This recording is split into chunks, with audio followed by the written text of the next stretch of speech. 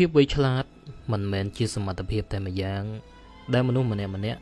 ទទួលបានតាំងពីចាប់កំណើតនោះឡើយតាមរយៈការសិក្សាស្រាវជ្រាវ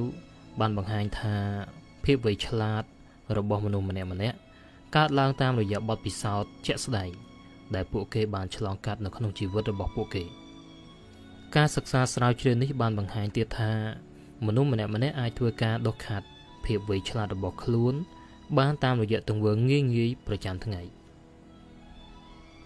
ទាញយកផលប្រយោជន៍ពីប្រព័ន្ធអ៊ីនធឺណិតគ្រប់ពេលដែលអ្នកប្រើប្រាស់អ៊ីនធឺណិតអ្វីដែលអ្នកធ្វើការផ្ដោតសំខាន់ជាងគេគឺបណ្ដាញសង្គមជាពិសេសគឺបណ្ដាញសង្គម Facebook ការប្រើប្រាស់បណ្ដាញសង្គមគឺល្អប៉ុន្តែវាកាន់តែអស្ចារ្យបើសិនជាអ្នកអាចយកពេលវេលាខ្លះក្នុងការស្រាវជ្រាវឯកសារផ្សេងតាមរយៈប្រព័ន្ធអ៊ីនធឺណិតនេះព្រោះឯកសាររាប់លានត្រូវបានចែកចាយនៅទីនោះដែលជាអត្ថប្រយោជន៍ដ៏អស្ចារ្យក្នុងការស្រូបទាញយកចំណេះដឹងថ្មី